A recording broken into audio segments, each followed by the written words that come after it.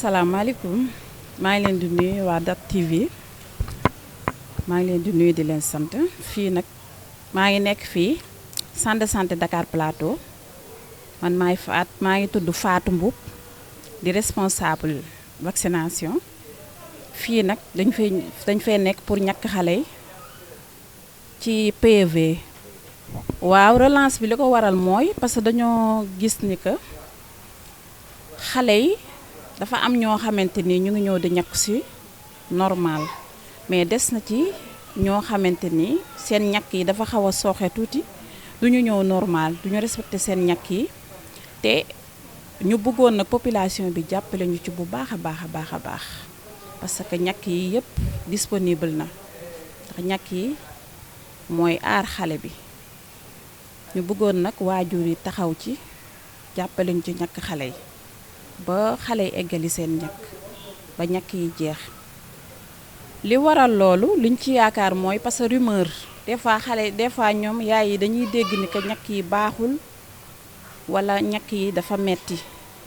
te ñàkk yi ñàkk yu baax la ndax feebar yi bëri yi nga xamante ni ay épidémie lañ comme exemple rougeole comme tuberculose bi baa ngi fi polio baa ngi fi ak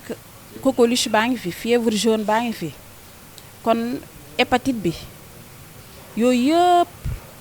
am na vaccin am disponible na ndax état bi da ko subventionné léegi état bi da ko subventionné ñu indil ñu ko fii ñuy ñàkk ci xale yi ba nga xamante ni tolloon nañ moment ba nga xamante ni ñàkk yi bariwul woon mais léegi comme ñàkk yi bi ñàkk yi bëree nag ci feebar yu bari yoo xamante ni épidémie la am nañ ñàkkam suñu xel dafa commencé dal mais li nga xamante ni moo suuxe rek mooy dañoo constaté parce que dañuy def visite à domicile dañuy dem ci kër yi dañuy def ay campagne dañuy def ay stratégie avancée dañuy xool ne am na ci ñoo xamante ni comprendre duñu ñàkk yi carrément am na ñoo xamante ni ay rumeur dañ naan ñàkk yi baaxuñu mais ñàkk yépp a baax suñu sañoon ngeen jàppale ñu ci ñu jàppale ñu ci bu baax borom kër yi yaay yi papa yi ñu indi leen ci poste santé bi leen gën a jege ñu ñëw ñu ñàkk leen ñun fii ñu ngi centre santé Dakar Plateau lépp a ngi fi vaccination xale yaa ngi fi xale buy doogu judd ba am 15 mois bu ñëwee rek dañ koy defal ñàkk yépp bu dee jigéen la am nañ vaccin cancer du col de l'utérus bi. waa li waral sortie yi mooy dañoo gis ni que cible bi dafa xaw a suuxee parce que ñi nga xamante ni ñoo ko war a jël ci gox ñun bi ñu nekk gox bu ci ne poste bu ne dafa am gox bu mu war a ñàkk waaw bu mu war a ñàkk suñu gis ni que cible boobu dafa am yu des am na xale yoo xamante ni ba tey jëlaguñu seen ñàkk cancer du col de l'utérus boobu mooy feebar bi nga xamante ni day nekk ci butitu njurukaay bi te ku ne xam na ni loolu am na solo lool ci xale bi ndax xale bu amee 9 ans ba 14 ans war na ko da ko war a jël 2 doses lay jël bu jëlee benn dose day xaar 6 mois mu jëlaat deuxième dose tollanti ko kon ñu gis ni que nag ñu bëgg vacciner xale bi balaa moo dugg ci néegu sëy pour xale bi mën a aaru ci jàngoro boobu ndax feebar boobu mi ngi ravager sortie yi ñuy def nag boo gisee ñu di ko def di génn parce que suñu objectif ñi nga xamante ñoo war a ñëw ñàkk si ñoo ñëwul moo tax ñuy ñëw di dugg ci kër yi di leen laaj di bëgg a xam lan moo tax ñëwuñu ñu xamul ñu xamal leen ñu comprendre ñu jéem leen a expliquer ba ñu comprendre vaccin bi njëriñu vaccin bi ba pare expliquer leen ni nag ban xale moo ko war a jël xale bu jigéen a ko war a jël bu am 9 ans ba 14 ans. li tax adhéré wuñu torop ci vaccination bi parce que rumeur yi moo tax parce que dañuy def sortie dañ leen di laaj ñi leen lan moo tax ñu naan dañoo ragal wala ko vaccin bi est-ce que vaccin bi baax na vaccin bu baax la macha allah vaccin bu baax la vaccin bi nag mi ngi fii ci poste yépp ko am yóbbu leen xale yi ñu ñàkk leen xale bu jigéen bu am 9 ans la ba 14 ans ñu ñàkk leen ñaari dose rek lay jël te fagaru nag moo gën lépp xale bi teel ko jël ñu aar leen ndax ñun ñi xale mooy mag ëllëg xale moom mooy màgg ëllëg xale mooy suñu avenir ndax ñun ñi amuñu woon chance boobu léegi xale yi am nañ chance boobu parce que vaccin bi léegi état bi da ko subventionné gratuite la xale bi du ko jënd day ñëw rek ñu defaral ko macha allah. waa appel bi may def mooy di leen gën a ñaax rek di leen gën a ñaax ñu jàppale ñu parce que ñun kese liggéey bi ñun kese personnel de santé yi buñ ko defee sax mënul du dem à 100%. Il fallait que parents yi jàppale ñu ci taxawuñ ci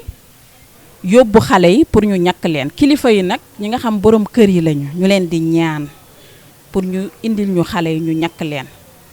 des fois dañuy ñëw bu ñu des fois dañuy def sortie ci kër yi di dugg def stratégie avancée wala campagne bu amee vaccin yooyu ñuy def yooyu yëpp soo gisee ñu di ko def c'est parce que dafa am épidémie bu am moo tax ñuy dugg ci kër yi di vacciner vaccination yooyu ñuy def ci gox bi ak bi ñi nekk ci poste yëpp benn la. ñu leen di ñaan nag maman yi yaay yi ak papa yeeg suñu rakk yeeg suñu mag ñi képp ku am njaboot ak ku amul njaboot koo xamante ni nekk nga ak sa rakk nga jàpp ci rek indi li yóbbu xale bi mu ñàkk ko parce que xale bu wér mooy lépp te vaccin yi léegi yëpp état bi da ko subventionné doo fay dara gratuite la. waaw vaccination bi njëriñu vaccin mooy day aar xale bi ci feebar yi vaccin rek moo nekk loo xamante ni moo mën a aar xale bi moo ci feebar yu bari parce que am na feebar yoo xam day wàlle mi ngi mel ni hépatite B bi xale bi daf ko war a jël parce que nit ki calendrier boo amee bébé da nga war a c'est-à-dire da nga war a comprendre que ni xale bi dafa war a def ay vaccin ba keroog muy am 15 mois bu dee góor la bu dee jigéen la dafa war a ñàkk ba keroog muy am 14 ans ñàkk nag njëriñ gi ci nekk mooy dafa am solo bi ñàkk amu leen xawoon nañoo tiit mais bi ñàkk amee la suñu xel commencé dal ñu commencé fii parce que xam nañu ñàkk yi mooy aar xale yi ñu jàppale ñu ci loolu. asalaamaaleykum maa ngi leen di nuyu yéen waa Dak Médina TV yéen ñi ñëw tey ji centre santé plateau doon waxtaan ak waa unité de vaccination bi ci lépp lu jëm ci vaccin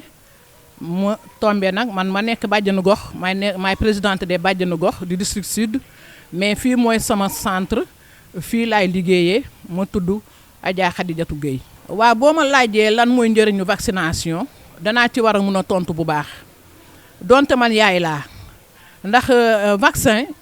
ñëpp dégg nañ ko ñëpp xam nañ ko mooy li nga xam ni day aar doomu aadama ci bépp feebar boo xam ne bii dalay lor wala mu lay faagaagal loolu mooy njëriñu vaccin ñu naan ko vaccination. waaw boo déggee que ne vaccination dafay sooke ñun yàlla dafa def ni ñun bàjjenu gox sunu rôle mooy sensibiliser di dugg ci population bi di waxtaan ak njaboot gi pour ñuy génn dem di ñàkk seen doom yi di leen ñàkk pour mu aar leen ci yenn feebar yi nga xam ni baaxul yenn saay nag mu sooke day am ay perte de vue li koy indi nag mooy xam nga yenn saay di nga daje que yaay joo xam ne comme ni ma ko waxee woon rek sama audio bële bu mënul a jàng léegi bu fekkee ne yaay ji mënul a jàng mu ñëw ci unité de vaccination bi ñu ñàkk doomam jox ko rendez-vous su ñibbee papa ja wala ku dëkk ak moom war nga ñu am habitude di génnee carnet de santé yi di xool di ko lire di xam rendez-vous yi ndax ñoom ñi heure bu ñu ñëwee bu ñu la ñàkkee dinañ la defal ci suuf rendez-vous bi nga war a ñëw léegi yenn saay nag day sooke ba nga xam ne bii rendez-vous boobu ki nga xam ne mënul jàng du ko xam day bàyyi mu jàll. am na leneen loo xam ni tamit macha allah yaay yi xam nga yaay yi rek bu ñu xëyee ñu ngi ci dépense yi ñu ngi daw ci xale yi ba nga xam ne bii dafa am yaay yoo xam ne ni ma ko wax dañoo sàgg ba ñu toppatoo seeni doom ñu ngi daw ci marché bi ñu ngi daw lu ñu leen jox ñu lekk ñu ngi daw lu ñu leen jox daal ba nga xam ne bii du ñu tal xale yi loolu moom baaxul yenn saa yi tamit nga gis ay rumeur tam day am ci ñàkk yi ba nga xam ne dina tax mu sooke. waa ñun bàjjenu gox yi suñu stratégie mooy que ni suñu duggee ci biir kër tey jii dañuy waxtaan ak ñoom dañuy def ay VAD dañuy def ay causerie bu mu ci munti doon rek day am cible ba ci boppam bu ñu ñëwee dinañ waxtaan ak yow dinañ ñëw ne leen xale yi dem leen ngeen ñàkki leen ndax yenn saa yi xam nga xale bu juddoo dinañ ko ñàkk à la naissance dinañ ko ñàkk PV bi programme élage de vaccination mooy almanach bi dana dem ba 23 mois dina dem au delà sax su ko defee nag bu si nekk diñ lay wax lan ak lan mooy tax xale bi di war a ñàkku te xale yi wax dëgg yàlla ñoom ñooy di ñuy wax mooy ñooy suñu ay investissement ñoom lañ di war di aar ñoom lañ di war di taxawal di leen ñàkk ba bu ëllëgee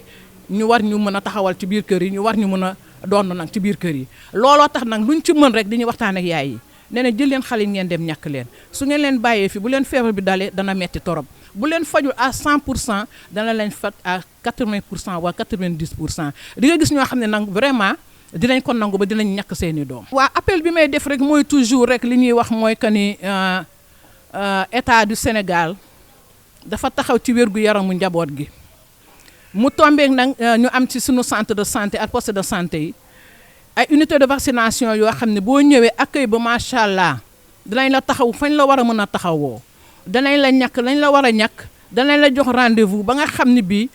ñun bàjjenu gox yi ñu ngi ci gox yi loo ci nit xamul rek boo ñu wooyee dinañ la expliquer moo tax may wooy yaay yi ak papa yi ak dëkkandoo yi nañu yóbbu xale yi ñu dem di ñàkk ji te du xale yi rek ñoo war a ñàkku mag ñi dañoo war a ñàkku yeneen ak yeneen a ngi fi Covid baa ngi fi leneen ak leneen a ngi fi boo waree tukki da ngay ñàkku kon ñàkk dafa nekk loo xam ni dafa fondamental dafa nekk lu nit war a def ndax dalay aar ci bépp feebar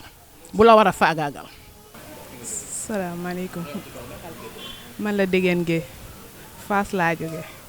dama ñëwoon pour ñàkk ci sama doom ñàkk moom baax na am na solo lool ci xale yi na dina waral feebar bu ñëw dina leen ci aar. waaw man moom maa ngi respecté rendez-vous yëpp ndax su jotee bu ma ko fàttee sax sama borom kër daf ma koy fàttali. képp ku koy def de yaa ngi sàggane sa doom ndax ñëw ñàkk ci sa doom dina waral fa jàngoro ju dugg ci réew mi dina waral ñu aar xale yi bu baax a baax donte mënul leen kii yëpp mais dina leen wàññi lu bari daal. non doo fay da ngay ñëw joxe sa carnet ñu ñàkk sa doom te yàggul tamit. maa ngi tudd Khady maa ngi sant Ndiaye dëkk Rue 9 angle 6 waa. tey nag dama ñëwoon pour vacciner sama doom pour ñàkk ko puisque ñàkk yi moom mooy aar xale bi te tamit mooy tax xale bi mën a am wér ak wérgu yaramam ci kër gi aar ka tamit ci wàllu feebar yëpp feebar bu mënti am tamit dina ci mën a aar xale bi puisque ñàkk bi mooy li gën waaw non ñàkk yi fayuñu si ñu ngi siy def gratuitement moom gaa ñi ngi aider moom parents yi moom ñu ngi leen di aider bu baax a baax waaw macha allah. fu mu nekk nii kay dañuy ñaan rek ñi nga xamante ni ñi toog seen biir kër yi nanguwuñu ñaq ci seen doom yi ñu ñëw ñaq ci seen doom yi puisque ñaq bi moom amul benn gravité doo fay doo def dara da ngay ñëw rek joxe carneem ñu ñaq la ci jàmm nga dem ñibbiwaat loolu yàggul léegi nag moo gën ngeen di bàyyi seen doom yi ci biir kër yi du ñu ñàkku daf leen di andi ay problème su même bu dul loolu sax bu feebaree yow mi parent bi yaay sonn puisque yaay dem hôpital di jaabante di defi kenn xamul balaa caa nga ñëw ñu ñàkkal la sa doom mu am wérgu yaram comme ça yow mi yaayam doo sonn doo dem di jaabante hôpital mu lay sonn. non ñooñu ni wax loolu dañoo xamul rek ñaq yi bu baaxul woon ñun ñi duñu jël suñu doom yi di leen fi ñaq si ñaq yi bu baaxul woon duñu ñëw di jël suñu ñun ñi parents yi duñu am audace jóge suñu kër di ñëw fii di ñaq si man moom ba ma dalee di ñaq sama doom ba léegi macha allah maa ngi siy gis résultat parce que puisque xale bi du jàmbat feebar doomu ay problème du def dara macha allah moom parents yi moom seen taxawaay ci xale yi mooy ñuy jéem di xool seen carnet di laaj seen yaay seen ñaq yi fu mu toll ak di consulter parent kii bi carnet bi bu baax comme ça mu bañ a retard rendez-vous puisque bu retardé rendez-vous wala nga fàtte ko surtout ñun yenn yaay yu mënul jàng yi day am problème ngay am problème puisque ñoom ñi ñaq tamit mën nañ ci am retard dañuy am problème pour ñaq xale bi balaa caa nga bañ ko retard seen parents yi ñun ñoom góor ñi ñu ñuy jàppale du ñu xoolal suñu carnet yi ñun jigéen puisque jigéen motul ñoom ñoo ñu war a mën a mottali nañ ñu jàppale bu baax. bon asalaamaaleykum waa Médina waa Dakar Plateau man la Major Ibra Seck nekk centre de santé Dakar Plateau donc dama bëggoon tey ñu waxtaan ci vaccination bi parce que volet bu am importance la ci prise en charge xale yi parce que bu ñu waxee vaccination mooy moyen de prévention la parce que prévention dafa bëri ay moyens mais bi ci ëpp doole bi ci ëpp solo mooy lu ñuy waxee vaccination et que chance bi ñu am mooy que ne am na maladie yu bëri yoo xam ne tey lu tax mu poser problème comme lu mel ni paludisme ak sida mooy que ne amul vaccin mais dès l'instant que léegi nag xale yi yàlla dogal na am na feebar yu bëri yoo xam ne mën nañ leen ci aar ci vaccination bi lu toll ci fukki feebar ak lu teg donc nag loolu seen chance la te ñun parents yi dañu waruñ ci sàggan dañ ci war a taxaw bu baax maintenant taxawaay boobu nag mi ngi fi mais dafa des dafa des parce que am na ci ñu bëri ñoo xam ne seen rendez-vous ñàkku doom yi dañ koy xaw a sàggane am na ñoo xam ne nag du càggante mais ñàkk xam la ñàkk xam gi mooy maanaam bu ñu joxee sa doom rendez-vous dañ koy bind ci carnet bi xañ na bu ñu la ko waxee mën nga ko jàpp mais bu dee rendez-vous boo xam ne dafa sore bind bi mooy tax mu gën a leer te bind boobu seetu nañ ne jigéen yu ci bëree dañuy am problème pour lire rendez-vous boobu même bu ñu leen koy jox carnet bi sax dañ leen di wax ne bu ngeen amee problème su ngeen demee ci kër ga am ngeen doom walla sa jëkkër boo xam ne mën na lire bu rendez-vous jotee mu liiral la ko fàttali la ko donc loolu la ñuy def toujours mais malgré loolu gis nañ que ne ba léegi dafa des donc nag loolu moo taxoon ñu bëgg leen ñu ñaax nit ñi d'abord ci ñu indi xale yi ñi di ñàkku pour mu aar leen ci feebar yi nga xam ne ay feebar la yoo xam ne yu doy waar la ba pare tamit ñuy respecter rendez-vous yi parce que ñàkk yi kenn du ci fay dara amul benn dërëm boo xam ne da nga koy génne sa poche pour ñàkku même ticket bi sax boo ñëwee hôpital pour def beneen activité maanaam lu dem ci visite prénatale mooy jigéen ñi wala nga ñëw consultation sax dañ ne da ngay dagg ticket nangam mais bu dee vaccination ñàkk amul loolu lépp dañ ko jël état bi moo ko jël en charge dans le cadre du PEV programme élargi de vaccination donc loolu yaakaar naa ne lu am solo la donc occasion la boo xam ne waruñ ko rater ñun en tant que parent suñu waxee ñun en tant que parent nag c'est vrai que jigéen ñoom boo ñemee fi ñuy vacciner fi ñuy ñàkkee ne jigéen ñi fekk rek nga fay fekk donc ça veut dire que ñoom farlu nañu côté boobu mais ñun góor yi ñoo leen war a gën a mën a accompagner ñu leen di accompagner mooy rendez-vous yi surtout comme ñoom ñu ci bëree xañ na liir bi day doon problème ñu leen ci jàppale di leen ko fàttali bu rendez-vous jotee ñu leen di ñaax quitte à ce que sax war nañ mën a dem sax ba nga xam ne léeg-léeg boo ñëwee vaccination boo fekkee ay fanweeri jigéen fekk fukki góor parce que xañ na jour boobu jigéen ji góor gi moo ëpp jot boo ëppee jot rek mën di sa doom mu ñàkku je pense que loolu daal foofu la ñuy gën a ñaaxee suñu mbokku góor yi ñu gën a jàppale jigéen yi ci vaccination bi respecter rendez-vous vaccination bi donc loolu daal lañ amoon li ñu xam ne moom lañ leen di gën a ñaax di leen wax encore une fois vaccination dafa am solo parce que xale bi bu ñàkkuwul yàlla tere am na feebar yoo xam ne mënuñ ko dab te feebar yooyu bu ko dabee li ñu ciy ñàkk ci ginnaaw ci maanaam lu dem ci ordonnance ak garab yooyu wala jënd ak hospitalisation xañ na boo ko indi woon mu ñàkku à temps loolu day doon loo xam ne économie la loo xam ne day delluwaat sa poche delluwaat sa njaboot yaakaar naa ne loolu rek war na mën a tax ñu gën ci góorgóorlu pour que vaccination bi mu dox encore une fois di leen rassurer que fii moom on est disponible encore une fois le programme est gratuit donc ñun fi yéen lañ fi nekkal bu xale yi bu ñu ñëwee ñu ñàkk leen à temps vraiment ñu leen di encore di sensibiliser encore une fois toute la population pour ñu respecter ñàkku xale yi pour aar leen ci jàngoro yi nga xam ne vraiment day indi problème parce que am na jàngoro yu fi nekkoon yoo xam ne kenn déggatu ko yoon ça a été éradiqué à cause de grâce à la vaccination am na yu nga xam ne tey ñu ngi ci en phase d'éradication yooyu yëpp c'est grâce à la vaccination et je pense que donc la vaccination a suffisamment fait ses preuves maintenant nañ ci gën a góorgóorlu daal loolu lañ amoon lu ñu ciy wax di leen sant di leen gërëm encore une fois merci beaucoup. waaw Covid bi moom mi ngi fi toujours mi ngi fi Covid baa ngi fi toujours stratégie bi ñuy def nag ñu ngi dem sur le terrain di dem ci jàkka yi di dem ci mosquée yi di dem ci marché yi pour mën a fekk si nit ñi pour mën leen a ñàkk ci Covid bi pour aar leen léegi Covid bi li may gën a ñaax mooy toujours rek nañu respecter les mesures barrières booy génn raxasal sa loxo sooy ñëw raxasul ngeen di takk masque di éviter tamit daje bu bari parce que Covid bi toujours ñu ngi fi ñi nga xamante nii nag mës nañoo def première dose nañ ñëw jël seen deuxième dose parce que dafa tolloon moment boo xamante nii vaccin Covid bi dafa nekkoon rupture mais am na mais après gisaatuñu ñu bëri ñoo xamante ni benn dose rek lañ def ñu daal di dem léegi dañoo bëggoon di leen lancer appel boo xamante ni ñi def seen première dose nañ ñëw jël seen deuxième dose ñi def 2 doses troisième dose baa ngi fi